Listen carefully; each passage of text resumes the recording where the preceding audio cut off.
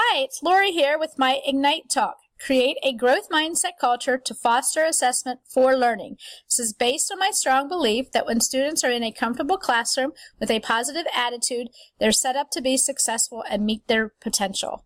I'll start by defining mindsets. A fixed mindset is a belief that we are born with a fixed amount of intelligence and ability. Students with a fixed mindset avoid challenges and failures, robbing themselves of a life rich in experience and learning. A growth mindset is the belief that with practice, perseverance, and effort, people have limitless potential to learn and grow. Students with a growth mindset tackle challenges without worrying about making mistakes or being embarrassed, thus focusing instead on the process of growth. So how can we encourage a growth mindset? I will suggest that we begin by setting up a comfortable learning environment. Then help students understand brain development and mindsets, and always remember to model the growth mindset strategies. What makes a classroom a comfortable learning environment? Is it about furniture or how it is arranged? Or is it about the culture established with the students? Students are more willing to take risks when there is a sense of trust, respect, and cooperation among classmates. One way teachers can create this environment is by starting the year with getting to know you activities and team building activities which encourage communication and collaboration. I like the STEM challenges that require critical thinking and creativity as well. In addition to feeling safe, students should also know how their brains operate. Teach them about mindsets. Teach them that their brain is flexible. It is a muscle that can grow by accepting mistakes and exercising positive thoughts and attitudes. Here are some other strategies to encourage students to be invested in your classroom. In a comfortable classroom with a growth mindset and these skills, students will gain confidence, become more motivated to learn, and take ownership of their learning. After setting up the stage and building student confidence to embrace a growth mindset, it's time to put it into action using the 7 strategies of assessment for learning, which is based on the 3 questions: where are we going, where are we now, and how do we get there? So our first question is, where are we going? Strategy 1, provide students with a clear and understandable vision of the learning target. Strategy 2, use examples and models of strong and weak work.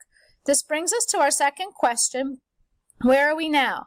This uses strategy 3, which tells us to offer regular descriptive feedback during the learning, and strategy 4, teach students to self-assess and set goals for the next steps.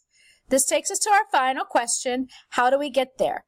Here we use strategies 5, 6, and 7. Use evidence of student learning needs to determine next steps in teaching. Design focused instruction followed by practice with feedback. Finally, provide students opportunities to track, reflect on, and share their learning progress. To do this, we can use the continuous feedback loop, in which we incorporate checking student progress and providing feedback, encouraging self-assessment and peer feedback to put them back on the right path to reach the learning targets before summative graded assessments. As we incorporate the strategies and feedback loop, please remember to let students take ownership of their learning. Teach them how to set goals, assess their own work, monitor their learning, and reflect on it. This will help them to achieve and love learning. So my plan for the next year is to begin each unit using technology tools to create multiple choice pretests. I need to remember when doing this to select distractors that provide valuable information. By using technology tools, students will have immediate results. They will analyze the results in regard to the learning targets. They will be given this new and improved learning map, which includes vocabulary and essential questions, as well as empty boxes to use while reflecting on their progress and setting goals. Throughout the units, I will provide relevant practice opportunities with a variety of formative assessment strategies. As students begin to struggle, I will provide graphic organizers, links to instructional videos, and other resources to provide scaffolds that will bridge their gaps. By paying closer attention to student progress and using assessments for learning and being meaningful with my feedback, hopefully students will be successful on unit exams. But just in case, here's a new plan for retesting to give them another chance to reach their learning targets.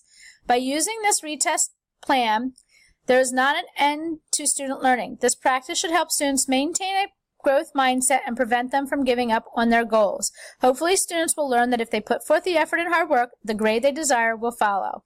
In closing, I have 2 quotes. The most powerful single modification that enhances achievement is feedback, and we all need people who will give us feedback. That's how we improve. Thank you.